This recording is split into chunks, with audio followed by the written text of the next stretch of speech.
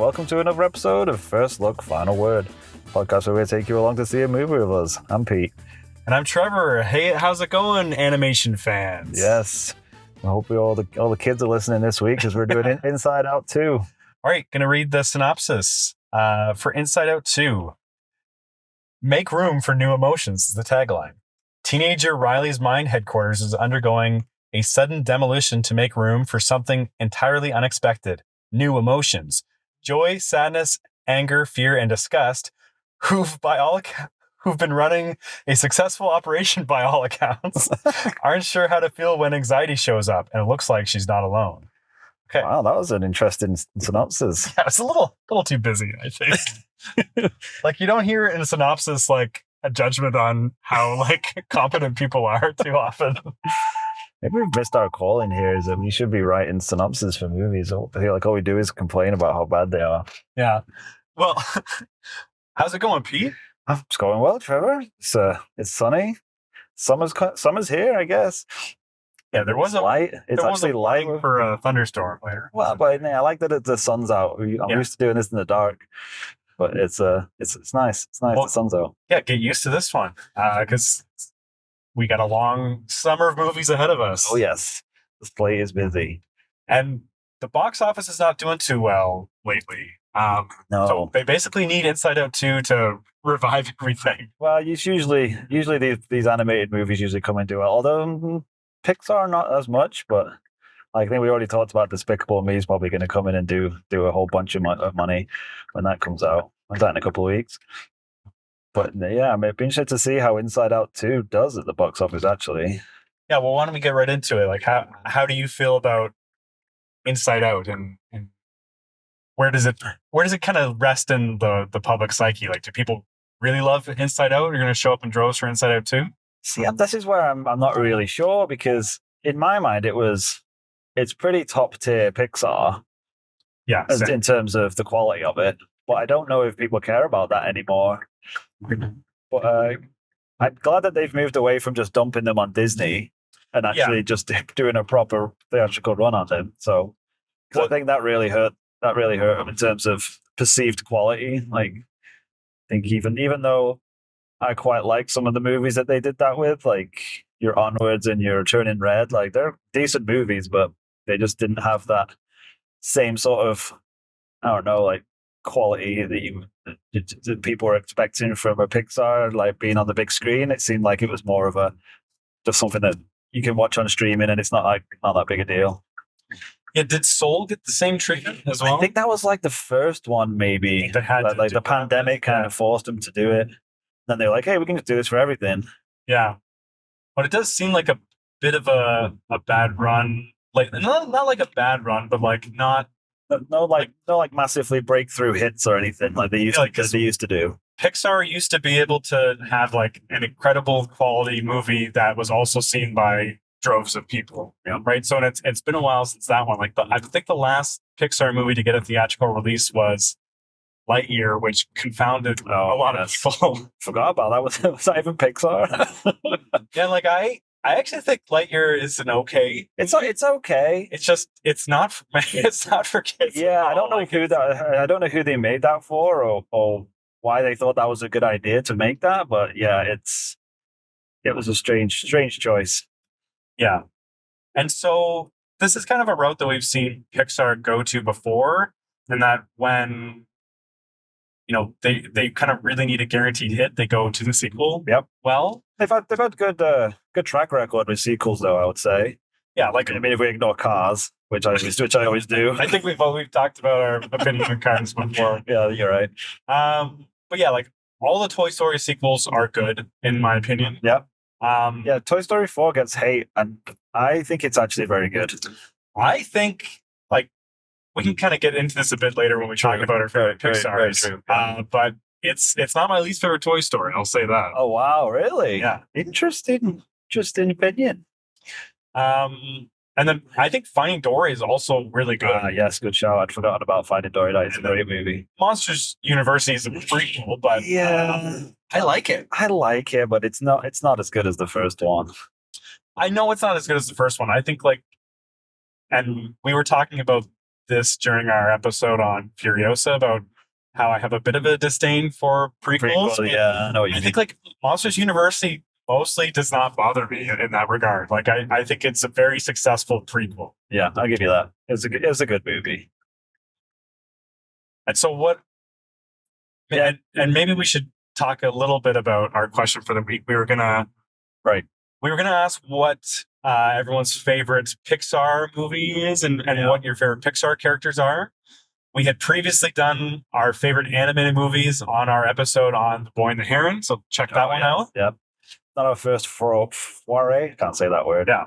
Into animation, but so maybe we could just restate again. I am a big animation fan. Yes. I know you hate cartoons. You think that they're just for kids, right? Especially Turtles. and Mitchell's versus the Machines, which I got some kickback on Reddit about, but stand by that film being amazing. Yeah. Well, so maybe we just dive right into what our favorite Pixar movies are. Then along the way, we can touch on where we put Inside Out. Sounds good. Okay. Yeah, this is a tricky one because have you done the thing of like gone back and watched early Pixar like recently? Well, I did just watch the very first Toy Story movie Really? with both my kids. My youngest has just started watching movies, and I think the first Toy Story was his second movie he watched. Okay, not a bad choice. Because I'm planning on just showing all of them to them right now. But I was hinting at my Toy Story ranking. Yes, and I go 2 is my favorite, right? Then 3, right? Then 4, then 1. You see, like I want to argue that, but I see exactly where you're going from. Because that's what I was going to say when I asked you if you'd gone back and watched them. Because if you go back and watch the first Toy Story now, when that came out, it blew everybody away, right? Yeah. It was amazing. And then you watch it now, and it's like the strides they made in animation between even just the first and second Toy Stories is quite quite crazy when you watch them back to back now. It's like, man, they advanced it so much. And the first one is like, it's fine. It's nothing like crazy. The plot is pretty standard.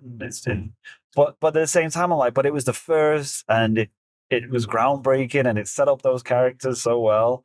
Yeah. Like, so I don't know if it's just like you have those like goggles, the rose-tinted goggles on about. Like, it was the first one I remember falling in love with Pixar and Toy Story and those characters. But yeah, I can't argue with the fact that the others are probably better. Well, I'm not going to argue with anyone who says like they like any Toy Story movie the best, because I think they're all like really solid movies. Like putting fourth one over the first one, though, I think you're going to get some angry Toy Story fans. Probably, but I hope people don't think that I'm saying that I dislike the first one. Like for me, the first one is like a solid 4-star movie. Yeah. It's like ranking to 5 stars. It's like ranking your kids.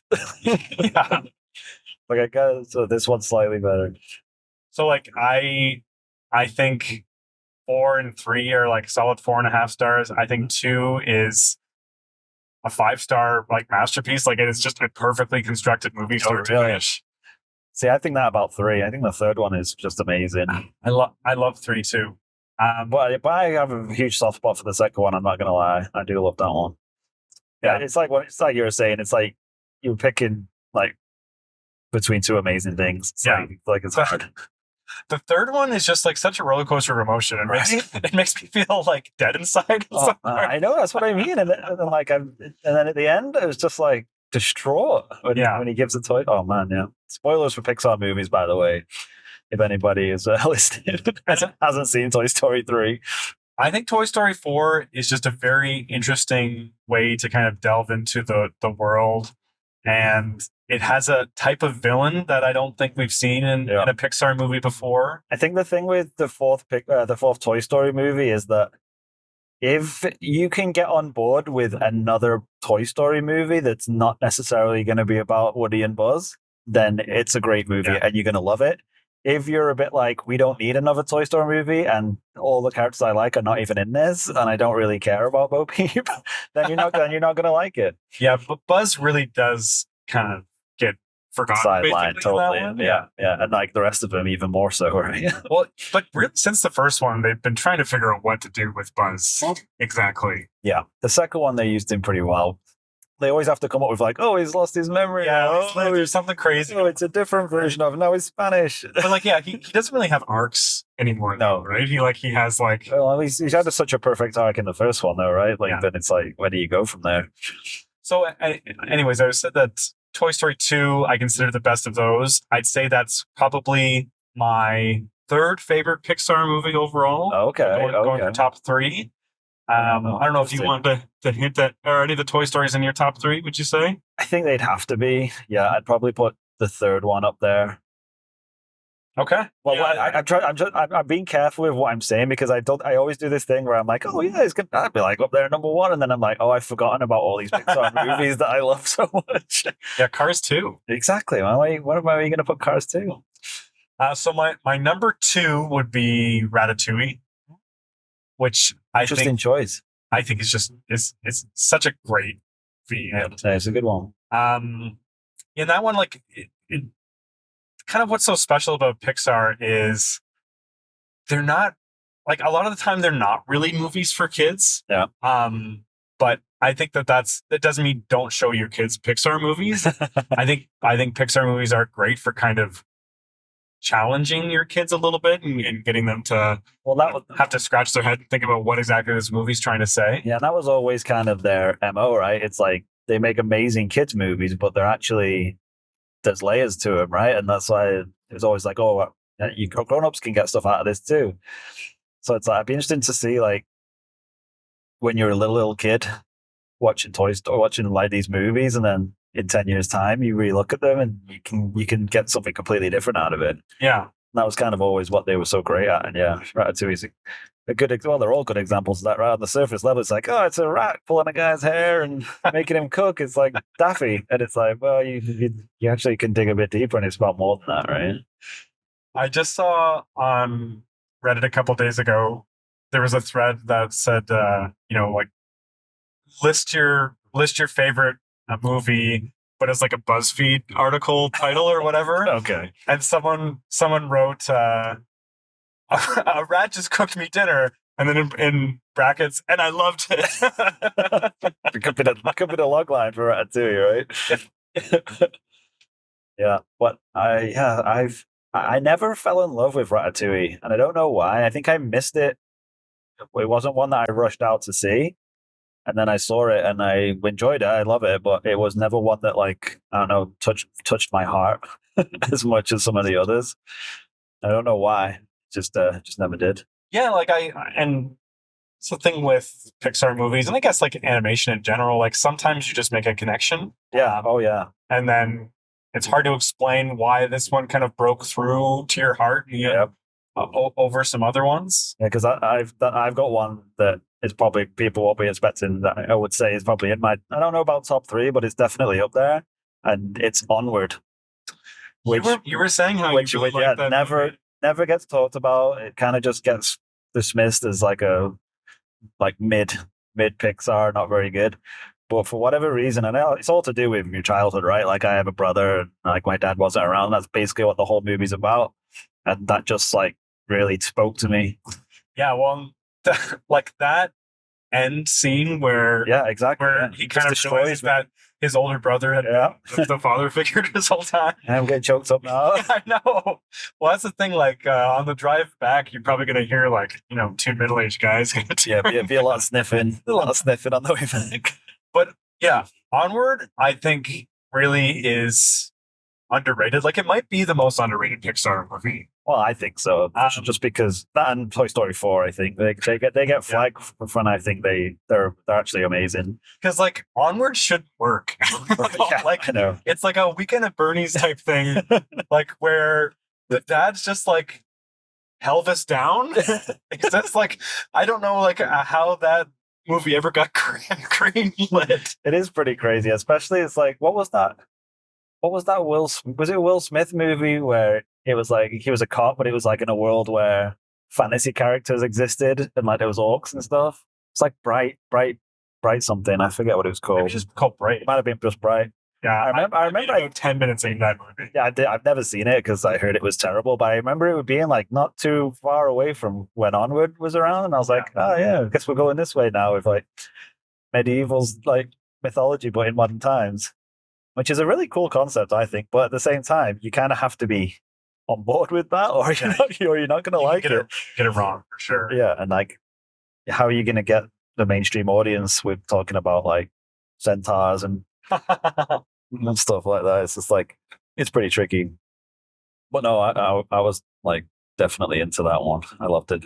But yeah, you're not quite sure if it would be top 3 or not. No, I don't think so. Just because there are definite nailed on classics that when you talk about Pixar that everyone talks about, which we can get into. All right. Well, I have my number 1. Like, do you want to get anything else out there? Yeah, go on. Hit us with your number 1 because I'm interested to what you My number 1 is WALL-E.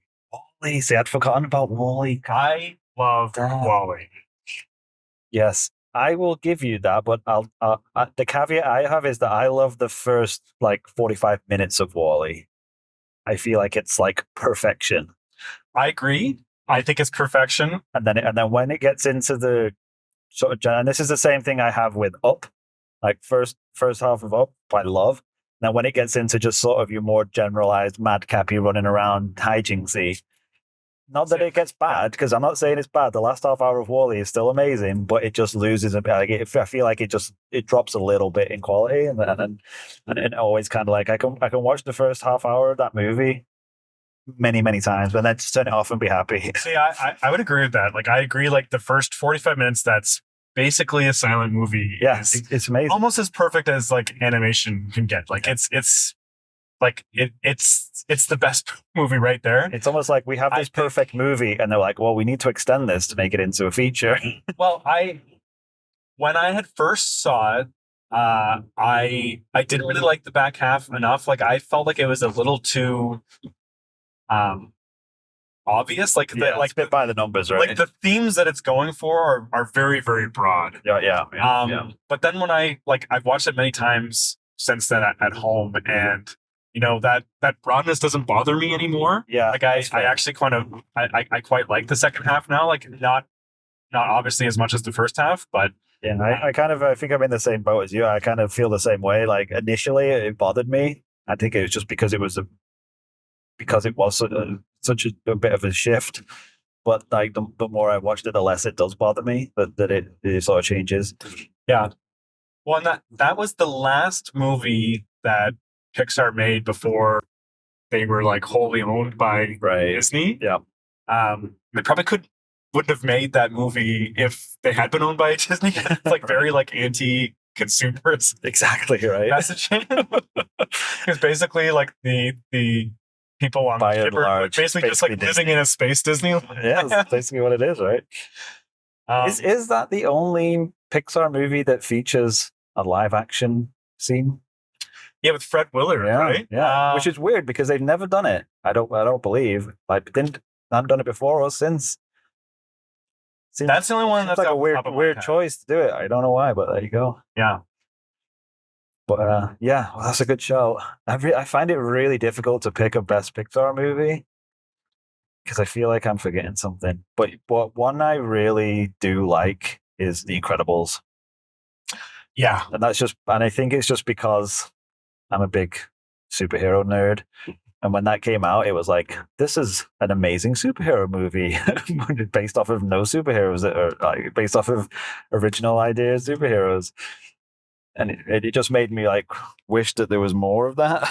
And since then, there's been a whole ton more of it. Well, it's such like an obvious idea. Like it's crazy that it hadn't been done before. No. It's like the Fantastic Four done really well, but sort of differently. Yeah. No, and I like The Incredibles.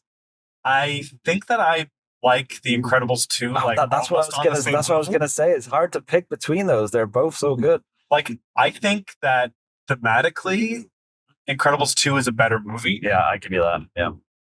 Because like the messaging of The Incredibles is that like just let really awesome people be awesome all the time. Like it's like it's really like what point are you trying to make with this movie exactly? Yeah. But then in the second one, like you know the themes of family and togetherness, I think land a lot better. Yeah. I like to think of them as just one giant movie. Well, they kind of do, right? So that cheating if I say Incredibles 1 and 2 is my favorite Pixar? Hey, no, I think those are great picks. So neither of us has said Inside Out yet. I would say I list my top 3. I think probably Inside Out is my number 4. Yeah, it's definitely up there, especially because we're both fathers of younger kids. Yeah. Especially if you're having a daughter. I feel like when she's a bit older, it probably will resonate a lot with you and me with my kids, because it really is just about how your kids grow up and change, right? And yeah, well, and that how that's okay, even though it's hard. That's why the movie really does work for both adults and kids. Yeah.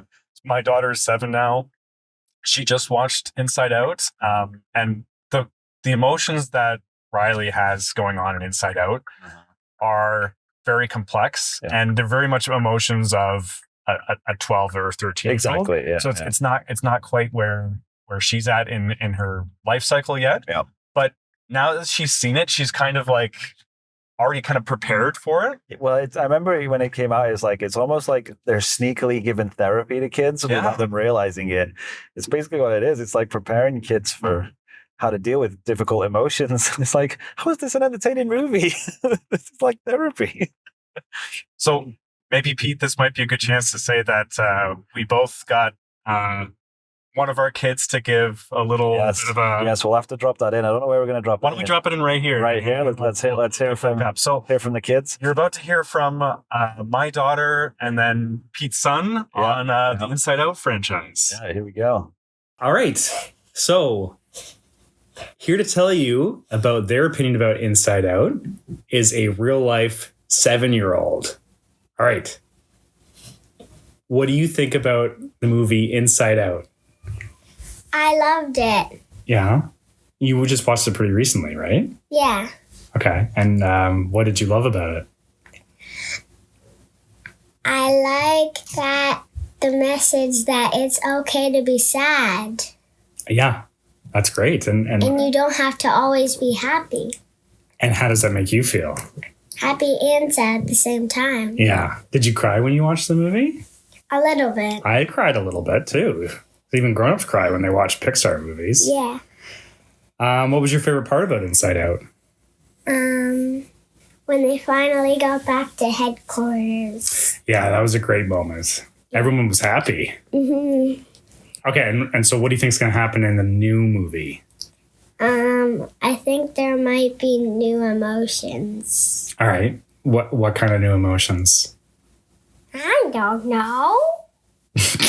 Okay. But they're going to have crazy adventures probably, right? Yeah. All right. Anything else to say? Bye-bye! Okay, I'm here with Wesley. Hi. He is a 7-year-old. Uh-huh. My 7-year-old. Uh-huh. And we're going to talk about Inside Out. Uh-huh. So do you remember the movie Inside Out, Wesley? Yeah. What do you remember about it? What do you like? I liked when Anger just does whatever he wants. Anger? Yeah. The guy who's like, his head goes on fire? Yeah. Do you remember what the movie was about? I like how he wears work clothes. He wears work clothes. Do you remember what the movie's about? Yeah. What's it about? It's about a girl named Riley and her emotions. And her emotions. Okay. We just watched the trailer for the second one. What do you think of that? I think it's going to be really fun. You think it's going to be fun? Yeah. What do you think is going to happen in it? I think that the emotions are going to get jarred. They're going to get what? Jarred. Put in a jar? They said they were suppressed. You know what suppressed means? No. It's like when you push something way down and then you don't feel that anymore. Or you hide that you feel that. Does that make any sense to you? No. Well, it's still going to be fun though, right? Yeah. They're going to go up to crazy adventures. Yeah. All right. Okay. So do you think it's good? Good movie? Yeah. You want to go? You want to see the new one? Yeah. All right. We'll go then. You want to say goodbye? Bye. See you on the next podcast. Wow, what incredible recording. They nailed it. They nailed it. Okay, we can retire. I know, we should put those two in a car together. I can't then go to a movie. Yeah. Just look out if you're on the road. Actually, we did take them to see If this past weekend, right? Yes, we did. Which is a good movie. Yeah, I feel like it's getting kind of unfair treatment. I think most audiences are like, Yeah, speaking of Pixar movies, I remember hearing them saying that's what they were going for with that movie, is like a live action Pixar, which you can kind of see. Which you can kind of see in that movie for sure, especially with the characters and the themes and whatnot. Well, I told you one or two things that I would have changed from that movie, right? Yes, you nailed it. You nailed it on the head, I think. Yeah. So my It's a quick if. my fix for if would be, I think that John Krasinski should stay behind the camera. I think Ryan Reynolds should be the dad. And I think that Phoebe Waller-Bridge should be the Cal character. Yes. And the movie should be trying a little harder to explore the relationship between her and her dead mother.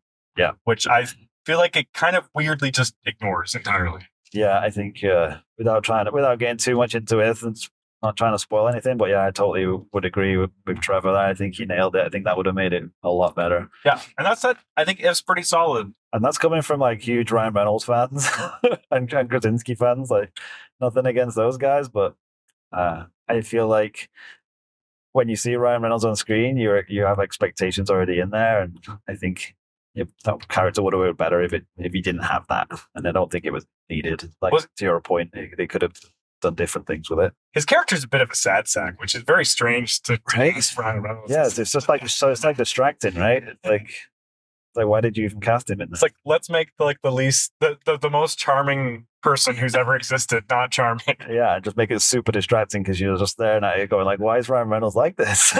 why did they put him in this role? Well, so anyway, back to Pixar. We said, what have we not mentioned so far? Well, we kind of skirted on Monsters Inc., which would be up there for me. I love Monsters Inc.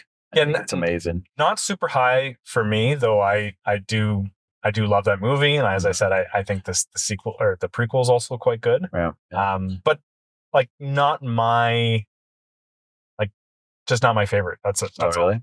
Still rate it really high. No, I don't know why. I have a soft spot for that movie. I think the double act of those two guys, I think, is amazing.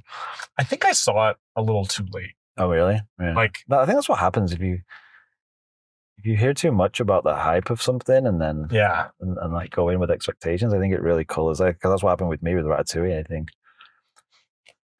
Okay, what else have we not talked about? Well, we said we were going to talk about our favorite Pixar characters, right? Yes. So I've already talked about how much I love Wall-E, and so I'll say again, Wall-E's a good show. I love the big guy himself. Like my Disney Plus icon is Wall-E. Is Wall-E? Okay, yeah, I can't argue with that. Wall-E is an amazing character. I think Wall-E's like a pretty cool hang. Like, yeah. I would if I could choose like a fictional robot to live in my house, it would be Wall-E. Really? Yeah. Just gonna crush all your stuff into cubes. Well, my stuff needs to be crushed in cubes. Like, seriously. Get some decent paperweights out of it. Yeah, exactly. Yeah, now I'm trying to think, because that is a great shout. I can't argue with Wall-E. Who would I pick? I might go for... No, I was going to try to pick a Toy Story character, but that's tough. I don't know if you could. There's so many good ones. Yes, yeah, I'm trying to... Characters is hard because... yeah, Wall-E's. I think I'd have to agree with Wall-E being the top of the pile. I feel like, what am I forgetting? I think for Toy Story, I think would want to pick Rex. Oh, really? I love I kind of find Rex annoying. I will accept that he's annoying. I love the idea of a T-Rex with anxiety. And I think like Wallace Shawn is just bringing absolutely everything to that character. Yeah, that's fair. All right, so I'll put him up there too. I have a soft spot for Jesse, actually. I really like Jesse. Especially in the second movie. Can I change my answer? Jesse's great. I think apart from the second movie, I think they kind of struggled to know what to do with her. They tried to just make it like, oh, we'll just make it so her and Buzz have this sort of love thing going, which is fine. But I don't know. I think just in the second one, I thought she actually had a lot of character in that. Like with they gave her like claustrophobia and like anxiety over being left behind and all that stuff. Yeah. and which they kind of just sort of drop a bit in the other movies. Well, have you seen like the Halloween short that they did where they're stuck in a motel? I'm not sure if I did see the Halloween one. I think there's a Christmas one I saw. Well, like when you go home tonight, like watch that Halloween short. It's like 15 minutes long, and Jesse's the main character. Oh, really? They deal with all of her anxiety wow. themes, and she is the hero of the story. Like nice. It is absolutely exhilarating. Like when I say that Jesse might bump out Rex from my favorite Toy Story, it's because of that short. It's funny you say that, because I was going to actually say that, like, that's a character that I can see like leading like a show or a short film of like just being about her and her hijinks and her adventures or whatever. So it's interesting you say that they did that for the Halloween one. I'll have to check that out. Yeah, it's really, really good. My daughter and I went through basically all of the shorts a couple of years ago, and there's some like hidden gems there, man. Like they're really good. Like there's one where they just hang out with all the bath toys and stuff. Nice. Yeah, so characters though is hard. Like, I don't know, I said Incredibles is like up there, but I don't know if I could pick just one character in Incredibles. Like, I guess Mr. Incredible would be your obvious choice. But that's just such an ensemble movie, though. It's like it's hard to pick one out because they don't really work on their own. Yeah, like maybe Frozone. Yeah, that's not super suit. Where's my super suit? Oh, class. And I think like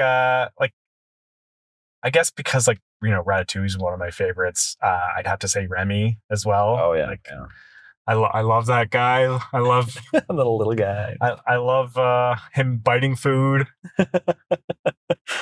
Yeah, see, I think the reason why it didn't hit with me as much is because I'm not a foodie. Like I don't enjoy cooking. It gives me anxiety just to even think about it. So I don't get like I understand the joy of people finding cooking. I just don't have that. So all the scenes of him like losing himself in cooking, and they're just like, yeah, okay, that's not for me. I like just doing like simple foods, so like breakfast foods and like barbecuing and stuff. Yeah. I don't do a lot of like seasoning. Just like sprinkling stuff on, sprinkling seasoning and taking a big sniff. Like I feel like I can't like tell the difference that much. You need a little rat pulling your hair. Yeah. Yeah, exactly. Raccoon Cooey, remember from Everything Everywhere All at Once? Exactly. I'm gonna say that I can't remember the name of it though. I think it's Raccoon Cooey. It was so funny. I can't believe they did that. Yeah, for like an extended amount of time too. I know, right? Like at first I was like, oh, nice throwaway gag there, and it's like, oh, they're doing a whole sequence with it. Okay, they're living in this universe quite a bit. I feel like we're forgetting some movies. Like let's throw out some movies we haven't talked about. All right, so Lightning McQueen from Cars. Lightning McQueen from Cars. He's a decent character. That first Cars movies is all right. First Cars movie's okay. Yeah. They just like watered it down too much, I think. The whole universe. So like Monsters Inc. Like, do you like Mike Wazowski? Yeah. Like Sully? But yeah, see, I like both of them. That's what I was saying. I think it's the double act between them. I'm going to pick Sully just because I want to give him a hug. It's like Chewbacca. I just want to hang out with him and give him a hug. Man, he is like Chewbacca. That's a good just call. Like a big, soft guy you just hang out with. Yeah. Why wouldn't you want to do that? I like Randall. Randall, yeah. He's a good I guess we could talk about like villains too. Like I think he's a great villain. Yeah. I'm trying to think what else. There's some movies that don't get a lot of love, like Brave. Yeah. Which I never really got into. Well, apparently, like they messed with the movie a bunch too. Oh, did they? Yeah, that must have been the first one that they kind of tried to tinker with a bit too much. Well, because they kind of sort of fired the director partway through and replaced her with some other guy. I just love the idea that they based the movie off like this little Scottish girl. Yeah, in the islands. It's like, wow, that's bold. And then she's a bear for most of the movie. Right, exactly. What else? Well, I was gonna ask you actually. Are you a Pixar completist? Is there any that you haven't seen? I think I've seen every Pixar feature. There's one movie that I haven't seen, at least all the way through. I've seen it in chunks, but it's Soul. Okay, and I don't know why, because I was just like, it was on Disney Plus, and my kids watched it, and I saw like the first 20 minutes, but then I never got around to watching the whole thing. Soul's pretty good. Like I think it has like similar problems to some other movies we were talking about. That I think the front half is right excellent. Yeah.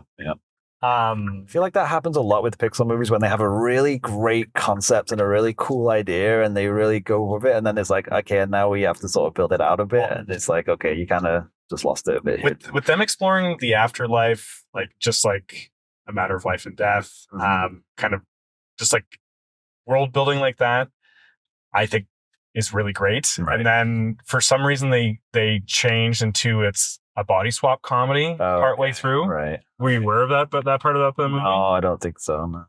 Why? Sorry for spoiling. I mean, statute of limitations on that one, I think, has passed. Yeah, so like the last half of the movie is he is in the body of a cat. Right. For some reason. I did know that, actually. Like, I've seen that scene. It's kind of like an inexplicable turn for the movie. Right. And like, why do we care about these hijinks? I don't know. I don't know why they did it, to be honest. Like it clearly kind of ruins any momentum the movie has. It's like, this needs more comedy. Make him a cat. Yeah. Like, and yeah, like it's just like it's a long history of like making African American characters animals too. Yeah, like exactly. So like happened with Princess and the Frog too. Like it's like we're gonna have an African American character, but they're not going to be African American for the majority of the movie. Yeah. It's like, that's a wrong message. Let's see this person coming out of a talking animal. Oh, I first thought of a character that talking about Inside Out. Bing Bong.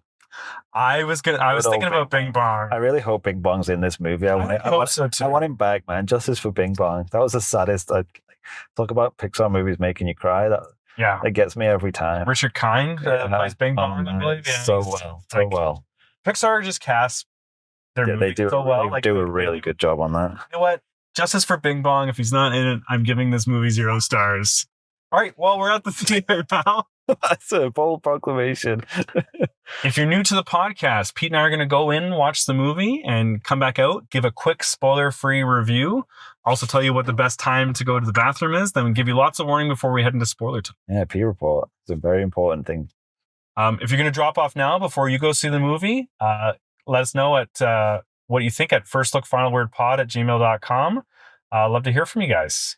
Yeah, and don't go anywhere, guys. Like Trevor said, we will talk about it just in general terms without spoiling anything, so you don't have to run away just yet.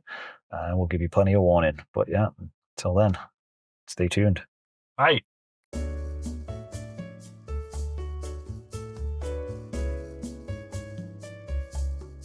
Welcome back, everyone. Just come out of the theater after seeing Inside Out 2. What a picture. Wow. There you go. That's it. Good night, guys. Well, what'd you think, Pete? I really liked it. Yeah. I really liked it. More than I thought I would, actually, if I'm being honest. Yeah. I went into this thinking that this was an unnecessary sequel. And, you know, Same. Maybe it was an unnecessary sequel, but they really justified it by the end. Yeah, that's kind of how I felt. I'm the same. I kind of thought the first one was such a great story and finished in a really good spot. I mean, they kind of did tease it a bit, I guess, so talking about puberty's next. But in my mind, I was like, how do you do that movie again? You're basically just going to be doing the same movie, which I don't think anyone needs to see, which they didn't necessarily not do. But at the same time, I was like, you know what? I really enjoyed it anyway. They really kind of just did the same movie again, but it's like the message does hit different. Yeah, true. I think takeaway for the first one is, let kids feel their feelings. And this one, well, maybe I shouldn't say what it is exactly, but because that'd be a bit of a spoiler. But yeah, it's a little more complex for what I think was already a pretty complex topic that they dealt with in Inside Out. So yeah, it'd be interesting to see how kids take to this one, because it is definitely a little more complex than the first one. But in terms of story beats and the structure of the story, it was basically essentially the same thing. Basically the same. Yeah. I would say it's safe to say it's not as good as the first one for that reason, right? It's not as it's not as clean, it's not as which I guess makes sense, right? When you think about what the subject is, when you're talking about as you get older and into puberty, it's not as simple to sort of explain. Yeah, and the movie kind of foreshadows the stakes early on, because it shows that Family Island is like a really small piece of Riley's mind now, and like Friendship Island is really big. So this one's more of a story about like, trying to fit in. Yeah. Whereas like the first one, they really picked the perfect story of like her moving and like there was the framing of the device of the first one, like just perfect. And the stakes are so high. Yeah. I kind of like that this one is not like so cataclysmic of an event, right? Like it's a lot more small of a story because when you're going into high school, like the smallest things seem like the biggest things. Yeah, that's exactly it. Right? It's perfect. It's like even something as simple as like going away for a weekend to a camp. It's like can feel like it's the most important thing that's ever going to happen in your life. Yeah, which is kind of perfectly how they portray it. Did you find it alienating that it was hockey that they were talking about? No. Yeah. Well, full disclosure, I don't really have any interest in hockey. But I mean, it's a hockey movie. But it could have just been AN other sport, right? Yeah. It didn't really matter. It's not like you need to understand the rules. I'm like, what is tripping? I've taken out of the story completely here. Well, you know what? I don't think she should have got called for that tripping penalty. No. I'm going to be completely honest with you. That's bullshit call. Oh, yeah. I'll bleep that. Yeah, well, bleep that out. This is a podcast for children. Yes, family-friendly podcast. Yeah, so I don't know. Is there anything else we want to get into before spoiler talk? My P report. So I powered through this one. I noticed, Trevor. I powered through, but I clocked at 48 minutes. There are some known characters who are wandering through stacks of things. Yes. So I think that's a perfect time to go to the bathroom. Mm-hmm. Yeah, I don't think we have it. Do we usually do a rating before we move into spoilers? Jeez, that guy was a psychopath. Like he was. Sorry, someone was. There's no psychopath in the movie Inside Out, but some people on the roads here. Someone was just like I'm in the right lane too, and he was going nuts behind me.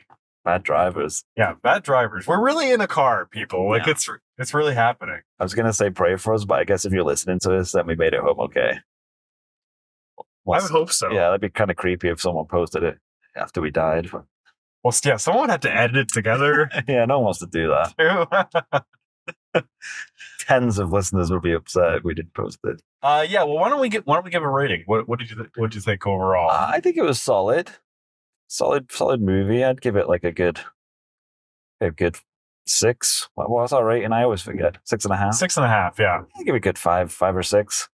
I'm gonna say 5.75 out of 6.5. Yeah, that's probably bang on. We usually agree, don't we? I feel like we need to see a movie where we're just like, that is absolute wrong. It's a 2.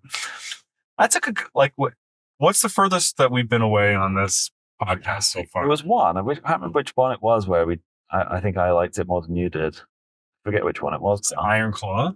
Might have been Iron Claw, yes. And I think I kind of talked you into liking it less. I think you did a bit, yeah.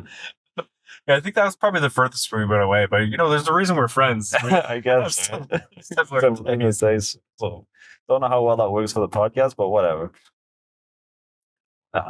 Yeah. No, I think it's very. And I feel like a solid addition. Yeah, like I think that obviously this is a good one to take your kids to. Yes. I think the closer they are to teenage age, probably better. I was thinking that like what's the best? I mean, I don't know if our kids would really get as much from it. Well, I know like there's less hijinksy, I think, as well. Less hijinks than the first one. I mean, well, so the first movie I think has a very good message for kids of any age of like that. Yeah. You got to feel your feels. This one, a little more complex, like adding anxiety to the mix. Feel like that is a little bit more of a complex emotion. Like, maybe your kid wouldn't necessarily feel anxiety yet.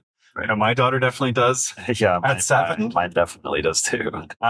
So I think I'll have no hesitation taking her to see this. I think she'll have a great time. Yeah. And yes, maybe before we get to spoilers, were you tearing up at any point in the movie? Not as much as the first one, I can tell you that much. The first one, I was a bit of a mess, but this one, there was a couple of there's a couple of just like little bits that It's like really hit hard. Where you're like, the hugging moment towards the end. No, That's what got me. the stuff that got me. I guess I don't want to get into too much of it, but yeah, the more the stuff that was focused on joy specifically, like there's realizations she comes to and stuff like that. I think that really there was a couple of like little lines there that I was like, oh, they hit me a little bit. But yeah, I wasn't like choking them down or anything like I usually am. There's no bing bong moment in this one. No bing bong moment. That killed me in the first one. Oh my word. Okay, well, it sounds like we're just about to head into spoiler talk. If you want to drop off now, if spoilers bother you, maybe come visit us once you've seen the full movie. Let us know what you think of Inside Out 2. Let us know what your favorite Pixar movie is, what your favorite Pixar character is. You can reach us at firstlookfinalwordpod@gmail.com. Yeah. Okay. All right. Let's get into it. Spoilers. Okay. Yeah. So where do you want to start with spoilers? I don't know. Like maybe we could just talk about highlights. Sure. Yeah. I wanted to get into the characters from the vault.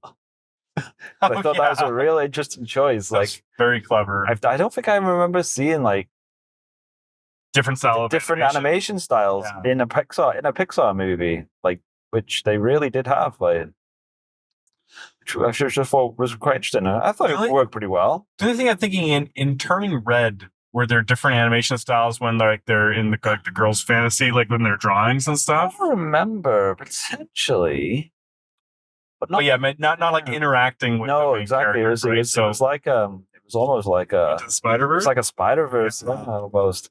Well, it's very funny. It's just like a Blue's Clues / Dora the Explorer type thing. It's really fun. The last when he's talking to the screen, then they do the reverse, and he's just talking to the wall, and they're like, "This guy's crazy." That was such a well done gag. Well, and then when Anger is just like ripping through the knapsack, like it's pretty disturbing. See, I felt like they maybe overplayed that in the end. Like, well, when they brought it back at the very end, like it was one step too many. Yeah, that's probably what it was. I really enjoyed the video game character guy. Just like when he was trying to leave the vault and he's like walking in against the wall and like crouching and jumping, just like a video character would. I thought that was really well done. Oh yeah, when like he's just not on the right. Yeah, he's like trying to get out and he's just like crouching and jumping and stuff. Yeah, I thought it was pretty fun. Yeah. Then I liked the big dark. The deep dark secret they had, I felt like that one might come back because it was never really explored. They planted that seed and they didn't come out with it, right? So yeah, it's like a big dark, and I guess they're just trying to say like, okay, kids always have a secret. Yeah, but they never expanded on it. So I thought that was an interesting choice. Well, when they introduced the Val character, I thought maybe Riley was going to have like a crush on that character. So I was thinking maybe that was the big but that's the third. That's Inside Out 3. That's the third movie. But then they also like made a big deal about how she had a crush on this like lame video game character. Yes, exactly. Yeah, and in the first one they had like the boyfriend generator and that stuff. Yeah. Like the Mount Rushmore of Mount Crushmore. Yeah. That's so good. That's a good gag. Solid gags. The sarcasm was really good. We got some solid puns in this one. I do appreciate a pun. The sarcasm was good. Yeah, I felt like I wish I hadn't watched the trailer because it did ruin some of those gags. What was that? The sarcasm, that whole sequence was basically in the trailer. That's too bad. Yeah, it was kind of. I liked like the parade of like future creators. Yes, that was pretty funny too. Yeah. No, all that stuff was good. All like very clever, like in building off of what was there before. I definitely thought that when they were going down to like the pits and showing that like you can turn a memory into a belief. Right, yeah. I thought they were going to find Bing Bong. Yes. There's no justice for Bing Bong, right? We said that going in. They didn't bring it back. I was kind of, on one hand, I was kind of like, I hope they don't bring him back because I feel like he would just be crowbarred in. Did you see the little reference to him though? Did you miss it? The gum reference? No, there's a little when you know the scene where they're all asleep and they get woken up by the blinking puberty light. Okay. On Joy's next to Joy's bed, she has a Bing Bong like action figure. Oh, I didn't see that. Wow, you're an eagle. I was like, that's Bing Bong got next to her bed. I was like, that's cool. That's so cool. Still keeping the Bing Bong memory alive. Exactly. I was like, there you go. Bing Bong isn't it? I guess. So what did you think about the new emotion characters? Yes. So they obviously heavily focused on the anxiety, which I could understand. I kind of felt like that was a little bit of a detriment to the others. Yeah. I feel like you could have just added anxiety and it would have been the same movie to a certain extent. Pretty much, yeah. Like they introduced what the envy, who doesn't really do anything. Not really. Like this doesn't really impact and the plot. like ennui, which would just seem like a gag in the writers' room that would be good. I don't really understand how like boredom is an emotion. No, yeah, they never really clarified that one. And that, although, what did they call him? Embarrassment, was it? Yeah. Well, I like that character. Yeah, he was good. Oh. Like you could have jettisoned those other two and it would have been fine, I think. I think they were just trying to make a point of the fact that there are more emotions than just these four. Oh, nostalgia was the best. Nostalgia was a great shout. They're like, you have to go back in there. You have to wait until your friend gets married. Remember when we first came up to the headquarters? It's like, that was 2 minutes ago. Yeah, that was a good one. No, but I did really like that they focus on anxiety, and it's interesting. Like we said before we went to spoiler territory, like I really would like my kid suffers a lot with anxiety and ADHD and stuff, and like I think it was a really good depiction of like how your brain sort of functions with anxiety. It's just like, especially when she was like almost having that panic attack, and it's just like totally taken over your entire brain. And I thought it was really well done, and I would love to for him to see it because I think he's going to really resonate with him for sure. Yeah, like anxiety runs through my wife's family in particular. Oh, okay, right. And like, some of the stuff like that Riley was saying, like I'm not good enough and stuff. I've heard that come out of my daughter's mouth before. Oh, same with me. It just it hurts my heart so much. So I do feel like these kind of movies are sort of important for that sort of thing. Like exactly, it's very least like admirable that there's movies that try to help kids cope with their emotions. Yeah, it is kind of crazy how they've done it twice now. Where like we saying on the way here, they take a movie which is basically teaching kids about emotions and how to deal with emotions and how it's okay to feel these things, and it's like, but they've wrapped that up into a really, really good, entertaining movie. Yeah, like that's to be able to do it twice and do it well. It's pretty impressive, really, when you think about it. So, do you think that now that they've done 2, that they're probably going to do 3? I mean, I don't know. Like, where do you go with the third one at this point? I feel like well, I feel like age out at some point. They would have to do like the Toy Story 3 thing, where it's about how you're growing up, not a child anymore. Like right. you're adult feeling adult emotions. Mm-hmm. But they also had the like passing of the torch thing then. So I don't know. You could like do a time jump and have it be her kid. That would just be too weird, I think. Yeah, well, like I guess and we're already sort of seeing it from her parents' point of view sometimes. True. The mom's anxiety comes back when she realizes that her daughter's anxiety is yeah, back. I thought that was interesting. Well, the one thing that I always find strange is that, and I know exactly why, but it just find it silly. Like every other character, when it shows their emotions, even like when they did with her friends in this as well, they always have like the same hairstyle as that person. Yeah. So you could differentiate that it's not the same as the ones in Riley's head. But then Riley's don't have hairstyle; they just all have their own hairstyle. Yeah. It's like because she's the main character. Yeah. It's like that doesn't make sense. They should all have Riley's haircut if that's the way. Like just to make it easier for the animator. Yeah, exactly. Just to make it clear to the audience that this is Dad's this is Dad's emotions. That's why they have mustaches. And if he shaves, then they will also shave. I guess.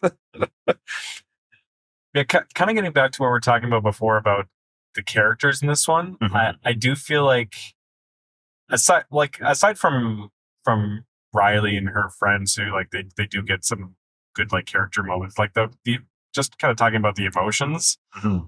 I do feel like there wasn't like really strong story arcs with the emotions like last time, like maybe for Joy again. True. But even like that Joy didn't really have like a big arc in this one. No. Yeah, I think they really tried to focus on the anxiety, right? It was like anxiety trying to take over and run everything, and then by the end realizing that you can't control everything and you just try and focus on things you can control and keep anxiety in check, I guess. But Yeah, I don't know. Well, it kind of just runs into every problem that a sequel has, and that like you have all these legacy characters that you need to find them something to do. Exactly. Yeah. And like this time with Joy kind of running around with the other, the whole crew, the whole crew, like it's just not as interesting of a dynamic as like her and because and then they had to give certain things to people to do. Like they even gave Anger his little moment to like, I'm good. Let's show growth in my character too. I don't want to always be the angry person, but it's that's your whole thing, dude. Yeah. But yeah, it really reinforces how well the first one worked because the whole movie is about how, you know, she thinks she's supposed to just be happy, not feel sadness, right? And then it's about joy and sadness working their way back together. Yeah. And this one, it's joy and all the emotions working their way back together, but like that's not what the movie's about. Like they're not grappling with those emotions, they're grappling with the emotions that have taken over headquarters. So it's kind of different, right? Their journey back, even though like it's basically the same movie in that they need to go out of headquarters and make their way back. That's still the point of the movie, but that's not like really what the movie's about. That's not reflected in the themes of the movie. Yeah, and it kind of felt that way as well. Like a lot of the time, you're just like, you know what? I'm kind of just tired of them. Can they just go back to headquarters? Because I wasn't personally anyway. I wasn't as invested in that journey. When they're like, oh, how are we going to get back? I was like, you know, you're going to get back. Just do it. Yeah. Like when they broke the tube, so they couldn't get sucked back. I was just a bit like, oh, I wish they had just come back at this point. They were like, oh, we'll just ride this avalanche of falls. I was like, really? Okay, that's what we're going with. I think this one was kind of leaning a lot more on the Riley character, and we saw a lot more like actual like plot. Come out. Whereas the first one, it was like just like very like broad moments where like she made like big decisions, and this one it's a lot of like little micro moments. Again, like that's not a critique. I think that's kind of fitting because, as we were saying before, like, you know, going into high school, like all those micro moments become really, really important. The one thing I did sort of feel a little bit at the end was that, like, the movie, like we're saying, makes a point of everything seems huge and like things are actually way more complex, and it's not just I'm a good person. It's like, oh, you have all these other things going on. But then I think when they were tying it up at the end, I kind of felt like it was a bit like, oh, no matter that she did all that stuff, everything worked out really well. Yeah. Like everything went great for Riley. And I was like, well, I kind of think doesn't that kind of negate the fact that you're saying that no, everything's going to go well all the time. Well, she did score 2 goals. I mean, I guess, but she also was going crazy. Like tackled her own player, like got put in a penalty box in a scrimmage, which I'm assuming is a bad thing. Yes, it's a bad like surely not supposed to get done for roughing when you're just doing a scrimmage. Yeah, so hockey is the one sport where you send someone to jail because they've been bad. I'd like to talk about the coach character. Okay. Because I think that she's a little bit of an irresponsible character because she's not in tune with the emotions of like the young players. Like she kind of like lures those girls there saying how it's going to be a really fun camp, but then like just like immediately comes down on them like a ton of bricks and like in front of everyone and makes them. But you know what? Maybe that was just her tactic. She was testing to see how they would react to being pariahs. Yeah, well, I guess that's what it takes to make some state champs. That's how you get state championship every year, Trevor. She ain't messing around. Yeah, I guess I would say it's not worth it, lady. Because like you got 13-year-olds and 17-year-olds mixing together, and that's like way too big of an age gap, and she's treating them all the same. That's very true. Well, that's why you don't coach a championship winning team, Trevor. Yeah. I never will. You got to give these girls complexes. Like she's in the penalty box having a very obvious anxiety attack, and then the coach does not come over at any point and say like, "Hey, you know, we need to just dial this back. Like, I think you're a great player. You just need to relax a bit." Yeah.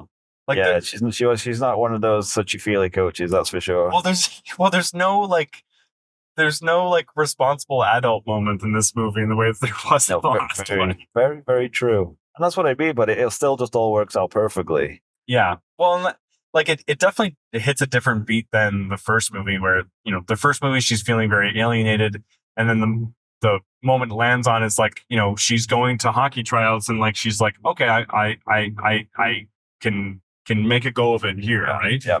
And in this one, it ends on, oh, I made the team, right? So you made the team. Everyone likes you. Your friends forgave you. Everything's great. High school's amazing. yeah, I feel like I would have liked the ending a lot better if like even just the moment of her reading the email was a bit of ambiguity there. Like you weren't sure if she made the team. Yeah, I thought they were going to do that, but they made it fairly obvious. Yeah, she's like, oh, I made the team because I'm great. Probably would have preferred it even if she didn't make the team, and then to be like, and I'm okay with that. I think that would have been a lot better moment. Yeah. Like, because they say like, oh, if you don't make it, you could do it next year. And it's like, yeah, I guess I'm okay with that. And it's like, well, show us that you're okay with that. Don't just show us that, no, actually I made the team and that's fine. Well, yeah, it's or something in between. Like, you know, I don't want to put you on right away because I feel like you need to just like settle in and you know, be a kid. Yeah, exactly. There's different ways they could have done that. Again, I was really looking for that coach to be a little bit better of a person here. Where's the motherly coach figure here? Yeah, she was a hard ass. And she was so nice at the beginning. I know, right? It was like entrapment. Just trying to get you into the camp so she can get you under her clutches. Right? Just immediately be like, you think this is fun? It's like, well, you kind of said it was going to be fun. Well, you know what I really liked about this movie is that I liked that Riley went and snuck a look at that book. Right, yeah. Did something wrong. I liked that she didn't get caught because there wasn't like an obvious like comeuppance lesson. No. And it brings back to that later when Joy's kind of recapping like what she likes about Riley about, you know, how sometimes she does the wrong thing. It shows she was messing with like a pepper shaker. Yeah. She broke it. She just puts it on the shelf. I thought that was really good because it shows like, you know, kids aren't just like all good or all bad. Like kids will do like bad things and then gray areas, right? You know, maybe get away with it too. Yeah. No, it's a good show. Yeah, I had a thought, but now it's left me. Oh, I was gonna say, I didn't think there was enough dad in this one. I really like the dad character in the first movie. It's Cal McLaughlin, eh? Is it? Yeah, I did not know that. No, but I thought he had some amazing points in the first one. Well, I mean, just the nature of it. The parents weren't in this one. Not really, as much because she was left to go away for the weekend. So I mean, I get that, but I just love the cuts to what's going on in the test. It's like, all right, I'm gonna guess at what they're talking about. I know that rings very true for me. Yeah, like in the first one when it's like, oh, the wife's looking at me. Am I supposed to do something? So Riley, how was school? It's like, no, abort. Yeah, I don't know when I started like sympathizing with the dad character. I know, right? That's when you know you've been lazy. You watch your Pixar movies. You're like, yeah, the dad character. I can see myself as that. Well, another reason why I kind of like Toy Story 4 so much is I really sympathize with the dad character in that one when he's trying to drive the RV out and the toys are sabotaging him and he's just like, what's going wrong? Like, why am I screwing up everything? It's very relatable. He's got a very judgy wife. Yeah. I 100% relate to that. Right? Oh, that's my warning, 10%. Yep. Battery down on the old EV here. Let's see. We've never been caught short yet. Last 2 times have been, oh yeah, I got 30 kilometers to spare. I'd be laughing. Yeah. Well, like, yeah, last 2 movies we've gone to, I've had to drive into the city and I've been able to charge a little bit before, right. Cutting a little close. It's funny, I worry about charging up my phone for the trip so we can record. And he's like worried about charging up the car. I do have a portable solar panel charger. Maybe we could stick that out. Although there's no sun anymore. Do you find that actually works? Solar panel. I don't know how well it works. I just use it as a battery pack. That's what I use it as. Like, I got it because I do some like backcountry camping and stuff. Yeah. And I found the actual solar part does not work, but it does not do anything. It holds enough charge to do like 3. Well, that's just it, right? It's like I don't know if it's doing anything because I've never run into a problem where I probably have to keep it outside for like 5 days or something. Right. Well, there's those thunderstorms. Yeah, there's lots of thunderstorms around here. I guess they weren't lying. Anyway, back to Inside Out. Was there anything else? Was there anything we've forgotten to touch on here? I'm trying to think. I think we covered most of the bases. There wasn't as many like cool, crazy concept stuff in this one. Like, remember in the first one where they went through like, can't remember what they call it, but it was like conceptualizing stuff, and it was all like mad 2D shapes and whatnot. And like they went to the imagination part in the first one. There's just like so many cool things they did that was just like crazy. In this one, they kind of just like tried to call back to some of it, but then not really. Did they have like the imagination like animated studio in the first one? Yeah, right. Like, Did they? I can't remember. It's been a few years since I've well, they had the whole thing where it was like they did dream productions. Where they put on productions that were her dreams. Oh, right. Like the unicorn and stuff, and then they tried to wake her up by scaring her. Yeah.